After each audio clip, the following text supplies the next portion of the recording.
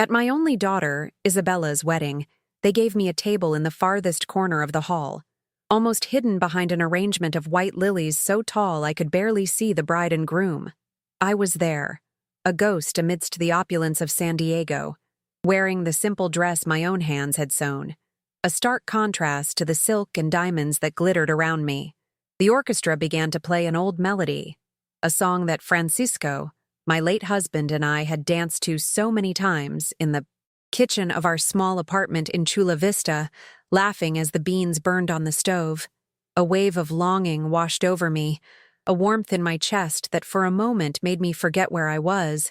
With a naive heart, I stood up, thinking of perhaps pulling my daughter in for a dance, of sharing a piece of my past happiness with her. It was then that I heard the voice of my son-in-law, Marco, sharp and clear as broken glass, speaking loudly enough for the neighboring table to hear.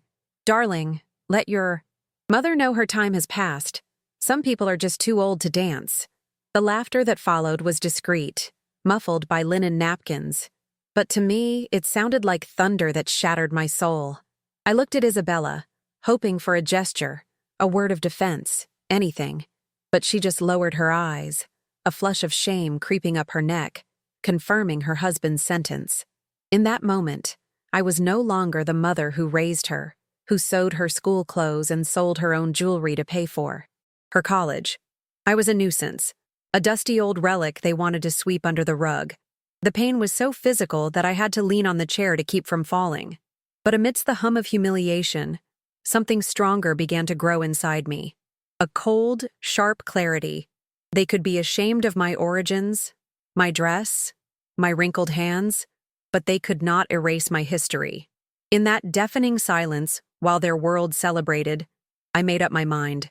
They thought I was too old to dance? I would show them what an old woman is capable of. If you love Jesus and believe my story will teach us something, subscribe so you don't miss the next episodes of Healing and Wisdom Stories.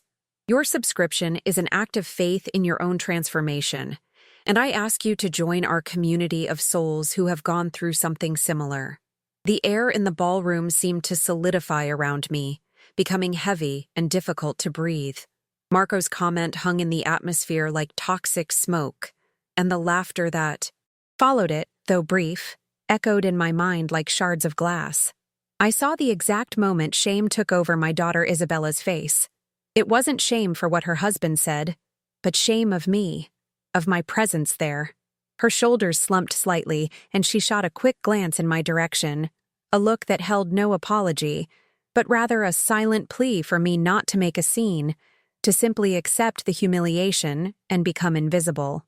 The people at the next table, who had been chatting animatedly about trips to Europe and the stock market, suddenly found an immense interest in their salmon dishes. They adjusted their silverware, folded and refolded their napkins, doing everything they could to avoid meeting my eyes.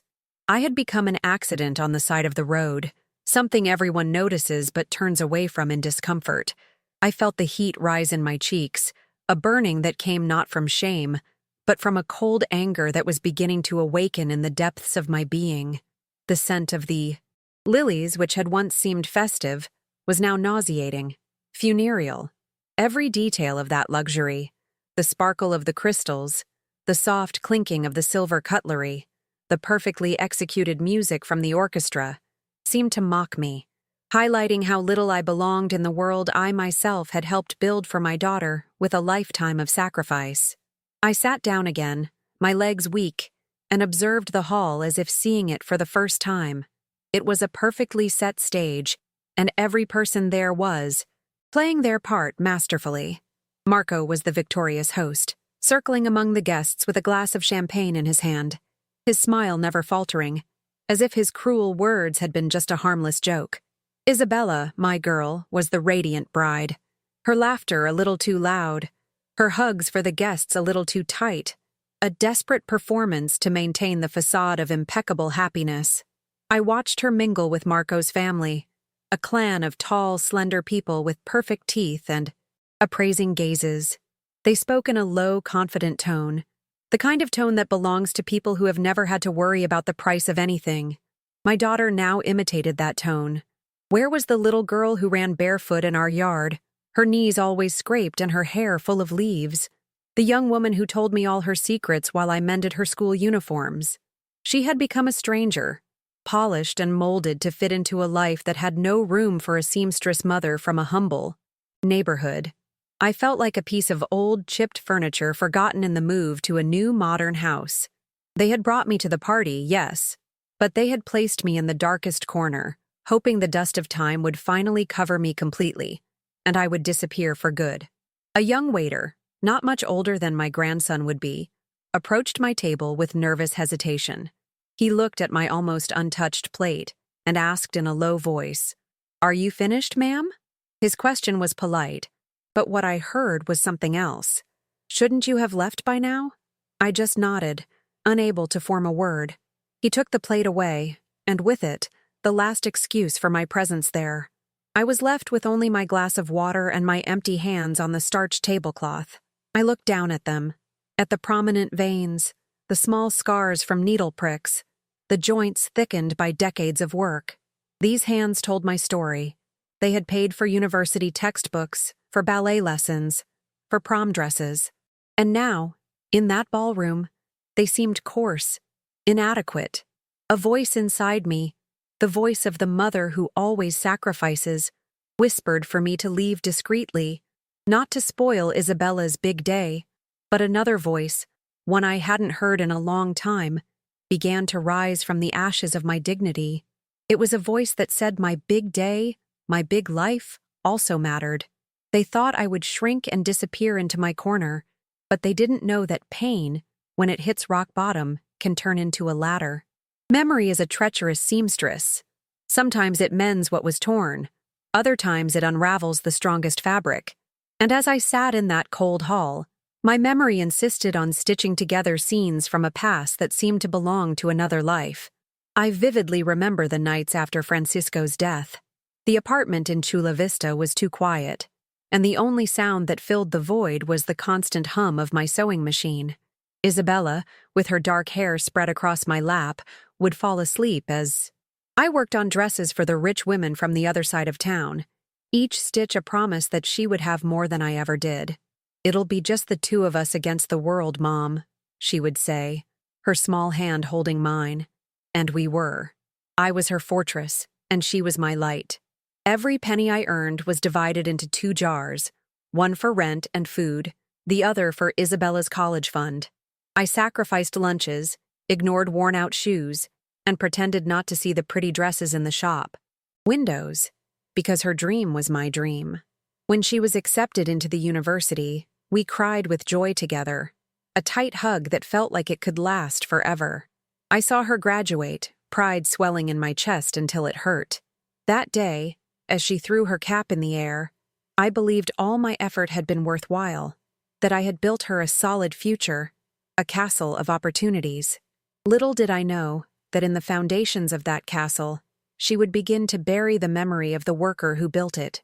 The change began subtly, almost imperceptibly, like a thread slowly coming undone in a seam. The name of the change was Marco. When Isabella brought him home for the first time, he was the picture of politeness. He praised my food, smiled at the right moments, and called me Mrs. Elena with an almost theatrical respect. My mother's heart, desperate to see my daughter happy, wanted to believe him, but there was something in his gaze, a way he surveyed our small apartment, that made me uneasy. He looked at my old furniture, at my curtains made from scrap fabric, not with interest, but with the curiosity of an anthropologist studying a primitive tribe. The gifts he gave Isabella were like ambassadors from a strange world: leather handbags that cost more than my rent, shoes with red soles that were useless on our cracked sidewalks. Little by little, Isabella began to mirror his veiled contempt. She would suggest I modernize the apartment, that I replace my floral dishes with cleaner ones. She started correcting my English pronunciation, something she had never done, with an impatience that hurt me deeply. "You don't say it like that, Mom. People will think you're uneducated." People. Suddenly, the opinion of anonymous, wealthy people became more important than the feelings of the woman who gave her life. The distance between us began to grow, not in miles, but in awkward silences and veiled criticisms that accumulated like dust on forgotten furniture. The first direct blow, the first time the humiliation had an audience, was at a dinner in their new apartment, a place with white walls and minimalist furniture that looked more like an art gallery than a home. Marco had invited some work colleagues, men and women who talked about investments and trips to Aspen. Feeling useless in the living room, I got up and went to the kitchen, out of sheer habit, to see if I could help with anything. Isabella followed me, her face tense. "Mom, what are you doing? We have someone to serve." Before I could answer, Marco walked into the kitchen and, seeing the scene, let out a forced laugh. "Leave her, darling. It's her generation. Women feel more at ease near the stove." He said it as if it were a harmless joke, and his friends, who heard from the living room, laughed along. The blood froze in my veins. I looked at Isabella, waiting for her to say something, to defend the honor of the mother who had cooked for her for over 30 years. Instead, she grabbed my arm, with surprising force, and guided me back to the living room, sitting me down in an isolated armchair in a corner. "Please, Mom," she whispered. "Just sit and try to relax. Don't embarrass me." That night I was not a guest. I was an out-of-place decoration, an embarrassing antique they didn't know how to hide. I ate in silence, each bite an effort to swallow not the food, but the lump of tears forming in my throat. The second stab was even deeper, because it was delivered behind my back and confirmed my greatest fear. I had become a burden. It was a few months before the wedding, and the financial pressure on them was evident. One day, I went to visit them unannounced, bringing some empanadas I knew Isabella had loved since she was a child. The door was ajar, and as I approached, I heard their raised voices coming from the study. It was Marco, complaining about the exorbitant cost of the flowers for the party. "It's absurd, Isabella, and we still have to deal with the extras," he was saying, his voice laden with frustration. My heart stopped when I heard my daughter's reply. Her voice was low, almost a guilty whisper. "I know, honey. I know that what she helps me with barely covers her own expenses. She's become an extra mouth to feed. I'll try to talk to her, see if she can contribute more or, I don't know." I stood paralyzed in the hallway. An extra mouth to feed. After a lifetime of sacrifices, of sleepless nights sewing so she could eat, so she could study, this is what I had become. An item in the debit column of their budget. I didn't go in. I turned around, silently, and went down the building's stairs. The paper bag with the still warm empanadas in my hands felt like it weighed a ton. When I reached the street, I threw it in the first trash can I found. That day, the hunger I felt was not for food, but for dignity. From that moment on, a veil of resigned sadness settled over my life. I became a spectator to my own daughter's happiness, following the wedding preparations through photos she posted on social media. The calls became rare, perfunctory. "Hi, Mom, how are you? I'm in such a rush. We'll talk later, kisses." I always said everything was fine, even when loneliness gnawed at me from the inside. My small apartment, once a sanctuary of love and laughter, was now just a space full of echoes and ghosts. The photos of Isabella smiling at her graduation, on her travels, seemed to stare back at me with a distant joy from a world to which I no longer had access. To keep from going insane, I threw myself into my work. I accepted any sewing job from the neighbors, hemming pants, party dresses, curtains. The hum of the machine was my only constant companion, a sound that reminded me that my hands, though scorned by my daughter, were still capable of creating and fixing. I clung to that small truth with all my might. It was proof that I still had value, even if the world, and especially my own daughter, tried hard to convince me otherwise. I was hurt, yes, but I was not broken. I was just dormant, waiting for something, or someone, to awaken me. The last straw came a week before the wedding. Isabella called me, her voice syrupy in a way that only appeared when she needed something. She talked about a problem with the decoration vendor, an unexpected cost that threatened her dream. She didn't ask for money directly, but the story was told with so many dramatic details that the message was clear. In that instant, I had a choice. I could say no, I could confront her about everything I had heard and felt, but the old, sacrificial mother inside me, the woman programmed to give everything for her daughter, won. I went to the bank the next day and withdrew the remainder of Francisco's life insurance, the money I had been saving religiously for a medical emergency, for my own old age.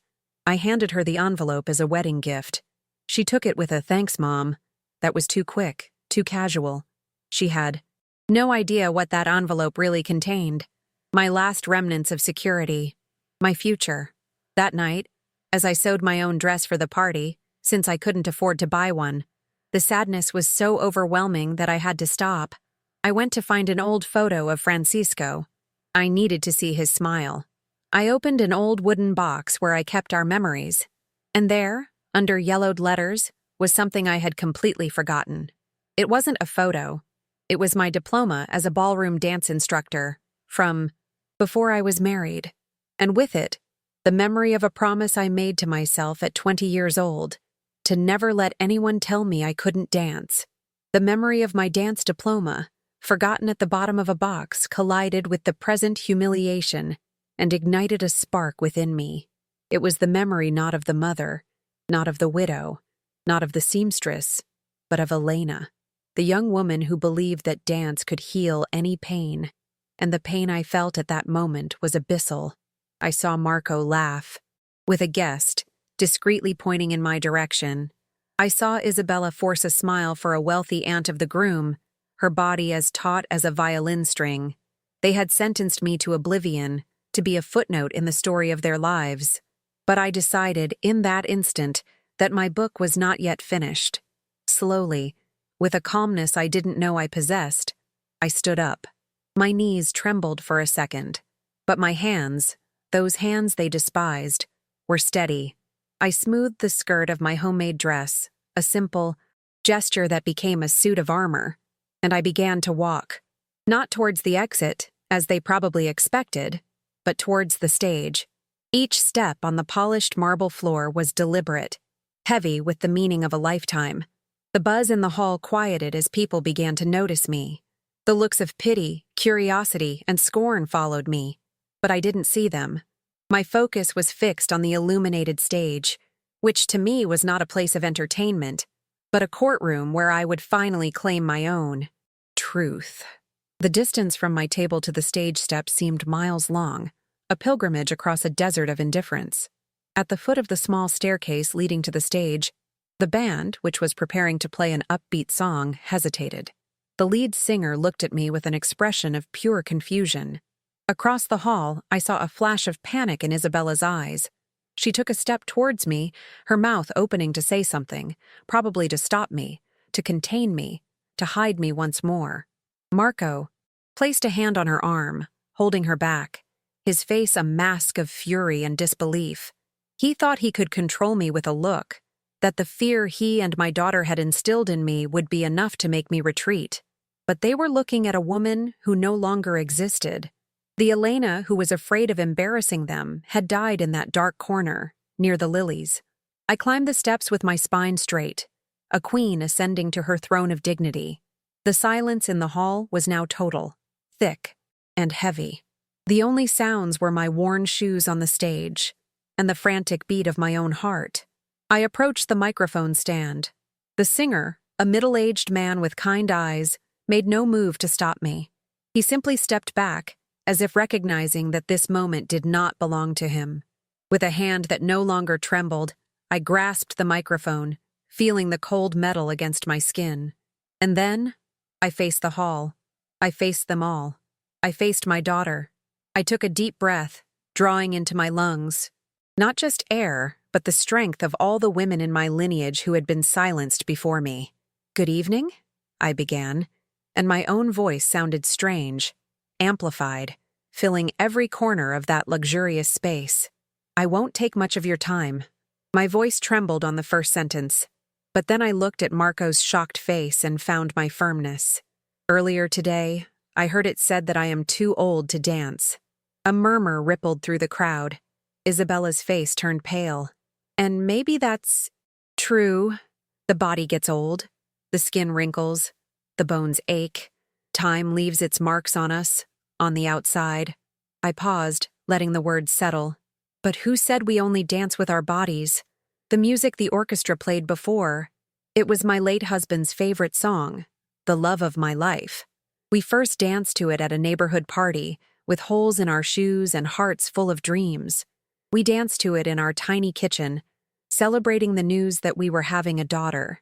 My eyes met Isabella's, and for the first time, I saw a crack in her perfect bride facade.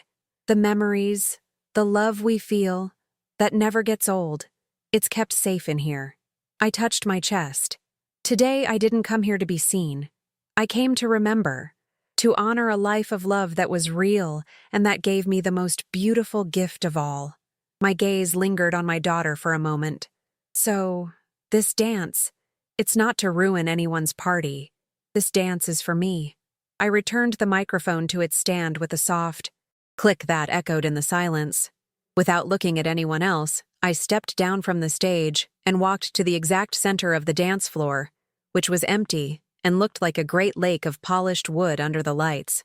I turned to the orchestra conductor who was watching me with his mouth agape and simply nodded. He seemed to understand everything. He raised his baton, and after a moment's hesitation, the melody began again. The same song as before, but this time, the violins sounded sweeter, almost like a lament of longing. I stood still for a moment, my eyes closed, letting the music find me. And then, I began to dance, alone. My first movements were small, restrained, as if I were asking permission from my own memories. But then, the music filled me, and the ballroom disappeared. I was no longer in San Diego.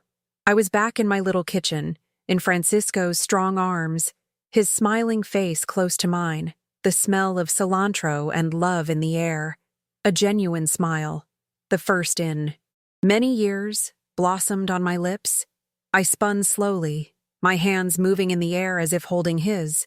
In that hall where they called me old, I became timeless.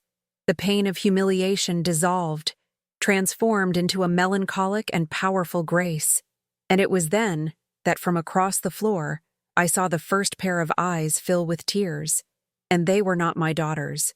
We would like to feel your presence in this very moment. Please write in the comments which city you are watching us from and what time. It is there now. By doing this, we create a network of energy and support for this story, a reminder that we are not alone in our battles. Each comment is a point of light in our healing process. My solitary dance lasted only the 3 minutes of the song, but in that brief span of time, something changed in the atmosphere of that hall. The air, once cold and laden with judgment, began to warm with an emotion that money cannot buy: empathy. The man I saw crying was a distant great-uncle of Marcos, a gentleman who, like me, had been placed at a faraway table. With a tender look at his wife, he stood up and led her to the dance floor. They didn't dance near me, didn't try to steal my moment, but positioned themselves in a corner of the floor, moving slowly, as if in their own bubble of memories. Their gesture was a silent permission. Soon, another elderly couple joined them, and then a younger couple, who perhaps remembered their own grandparents. The dance floor, once an empty space of rejection, began to fill, not with the frantic, forced dancing one would expect at a wedding party, but with a gentle, respectful movement. People were dancing in homage to their own stories, their own lost or rediscovered loves. I was no longer the center of attention in a humiliating way. I had become the catalyst for a moment of genuine human connection, breaking the facade of cold perfection that Marco and Isabella had worked so hard to build. Meanwhile, I saw the storm brewing on Marco's face. Every couple that entered the dance floor was a direct affront to his control, a crack in his image of power. His face, once tanned and smiling, was now pale and contorted into a mask of restrained fury. He leaned towards Isabella, his voice a venomous hiss that I could almost feel from across the hall. "Do something," he ordered. "This is a disaster. Get your ridiculous mother out of there now." He grabbed her by the arm, his hand tightening on the delicate fabric of her wedding dress. But Isabella didn't move. Her eyes were fixed on me, and in them I saw a whirlwind of emotions she had been suppressing for years. The shame she felt for me was at war with the admiration my act of courage had awakened. She saw the woman who had raised her alone, the strength she had once so admired, and had tried to forget to fit into that world of appearances. The tears that began to roll down her face were not of anger or embarrassment. They were tears of deep remorse, the painful realization of her own cruelty. For the first time in a long time, she wasn't seeing what others thought. She was finally seeing herself, and she didn't like the stranger she had become. With a sudden movement that shocked Marco, Isabella pulled away from his grip. She didn't say a word to him. She simply turned her back on him, an act of rebellion that sealed the fate of their superficial marriage. And then, she began to walk towards me. The sea of dancers parted for her, as if everyone understood the importance of that moment. The music was ending, the last notes of the violin hovering in the air. I stopped in the center of the floor, my chest rising and falling with exertion and emotion, feeling a peace I hadn't felt in decades. Isabella stopped a few steps from me. Her expensive mascara was running down her face, staining her flawless makeup. Her lips trembled. "Mama," she whispered, the simple word from her childhood loaded with the weight of 1,000 unspoken apologies. "Mama, forgive me." And then she threw herself into my arms, the grand wedding dress crumpling against my simple fabric. She sobbed like a lost child, her shoulders shaking with the force of her grief. The entire hall watched in absolute silence. Not a scandal, but a redemption.